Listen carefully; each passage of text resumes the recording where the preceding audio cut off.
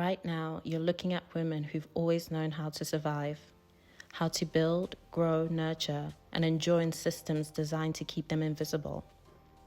Our role at MediTrip isn't just to lead, it's to listen first, then to align, and then to amplify their voices. As a skilled volunteering and vocational company, our objectives is very simple. It's precision. It's to bring tools where there's already a vision, to offer structure where there's already momentum, and to walk beside women who are already moving, just making the path lighter, faster, and more visible for them. Because the goal was never to build something new. It was to honor what was already being built and to make sure that the world sees it. This week, our get-together wasn't just another social night. Normally, these evenings are about laughter, decompressing, and building connections with each other. But tonight, we wanted to do something different. You may call me Muro. It's a little bit M-U-R-O. So I invited the founder of our partner NGO, Seed Grant Impact, a powerful grassroots project working deep in the rural Maasai land to empower women who've been systemically overlooked. And when I say empower, I really don't mean that lightly. I'm talking about access to education in communities where 90% of the women never finish secondary school. I'm talking about training widows, women, survivors of gender-based violence in farming, business, tailoring, and more, and giving them the tools to rebuild their lives on their own terms. I mean real health outreach to women who've never even had a cervical screening. I wanted our volunteers to hear this, not from me, but from the source, from someone on the ground who's been building something extraordinary from very little for women who have even less. I don't believe in surface level kind of empowerment, that kind that parachutes in, takes a few pictures and leaves. My direction is rooted in intersectional feminism, not as a label, but as a lens.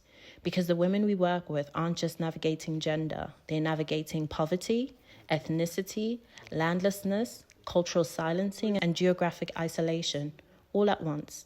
So if your feminism doesn't account for the woman who can't read, was married off at 14, who walks 10 kilometers for water, and still shows up with fire in her eyes, then it's not enough. That's why we don't just empower, we redistribute access. We listen first, then we partner, and we show up consistently. And we stay in the places where the world has turned its back until something shifts. What struck me tonight is how much skilled volunteering matters in this kind of work.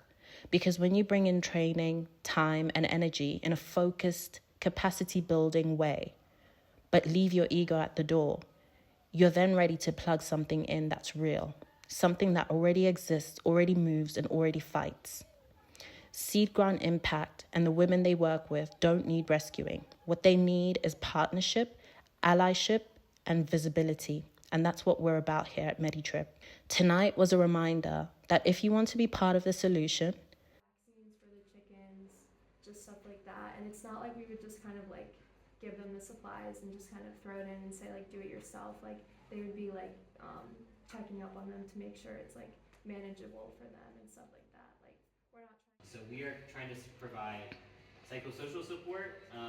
So not necessarily, I've found that I don't really need to give them any advice about their HIV. It's more so encouraging them that there's nothing wrong with them and that they are able to speak openly with us because they don't feel like they have other people in their lives who they're able to speak openly with about their condition. And as many of the medical people in the room know, stress levels have a huge impact on your health and they can cause a lot of negative health challenges for your body, and HIV can as well. So we're hoping that by meeting with these women and talking with them, come to the edge, not the edge of comfort or what looks good for optics or on a CV, but the real edge, where people are surviving things they shouldn't have to, and yet still rise. We see them, we honor them, and we walk beside them. That's what this is all about. And I'm so glad that you're all part of it.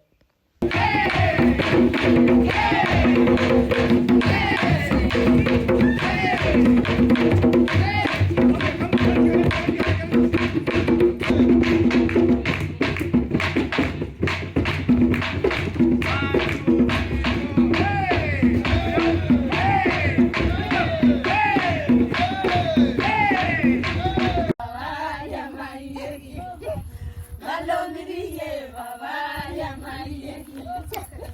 Alomiriye baba ya Maria.